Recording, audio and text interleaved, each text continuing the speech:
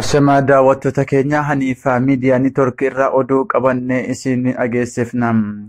Saa'ud Arabiyaan yeroo dabalataatii fi labsii atattamaa labsuun ishee dhaga'ame. Saa'ud Arabiyaan torbanoota dura salaata Jumaas ta'e salaata Jama'aatii fi akka namni masjiida hin imalle uggura irra keessee turtuun siin yaadatama.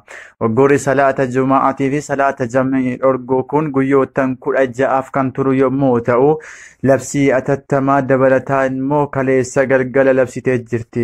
Sababni labsii kana labsuu ishee dirqamsiisee tatamsa'inni vaayirasii koronaa addunyaa yaaddoo keessa waan galcheefi Saa'ud Arabiyaa keessatti ammoo lammiileen garaa garaa waan jiraataniif jecha dhibee kana jalaa miliquuf kan labsite ta'uun ni yaadatama.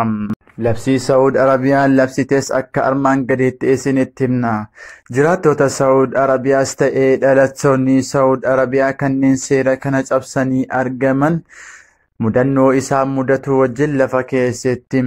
Saa'ud Arabiyaa keessatti galgala sa'aatii 1 irraa qabee aga ganama sa'aatii 6tti namni alatti argame hidhaa guyyaa 20 fi adabbii maallaqaa riyaala 20,000 kan isa mudatu ta'uu labsiin kun ni hammata.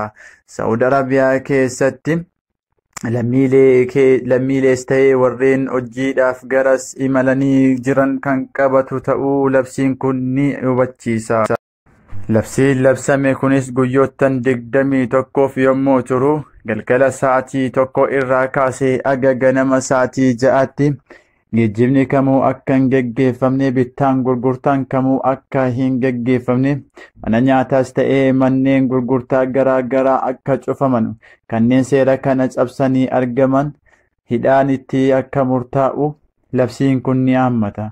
Kaleessa galgala Riyaad eega labsiin kun labsame asitti salaata ishaa'iin boodatti simbirroon tokkoyyuu karaa irratti hin mul'attu. Saa'ud Arabiyaa keessatti jiraattonni akka warra iqaamaa hin qabneetti isaanis shorxaa baqatuun isaanii ni yaadatama. Eega labsiin kun labsamee asitti viidiyoo garaa garaa Haniifaa Miidiyaa Neetwoork miidiyaa hawaasaarraa walitti qabatee dhufeera.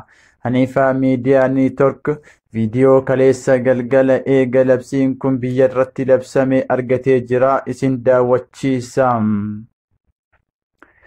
Viidiyoo armaan gaditti mul'atu kana keessatti lammiileen Saa'ud Arabiyaa yeroo isaan shorxaa baqatan kan mul'isu ta'a.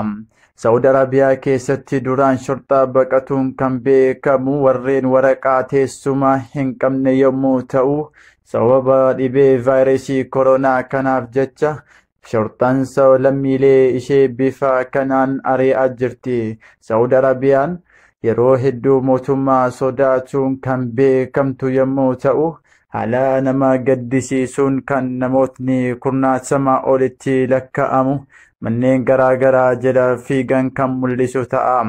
Viidiyoo kanarraa kan wanni nuti hubachuu dandeenyu vaayirasiin koronaa labsii kana booddee sagalee guddistuudhaan poolisiin biyyattii akka mana keessaa gadi hin baane, warreen mana keessaa gadi baasan immoo itti gaafatamummaa mataa keessanii fudhachuu qabdan jechuun keessa deemanii beeksisuu. Daawwattoota keenya oduun qabannee har'aaf dhiyaannee kanneen turanii aga oduu dabalataa argannutti nagaan nu jiraadha. Turtii gaarii.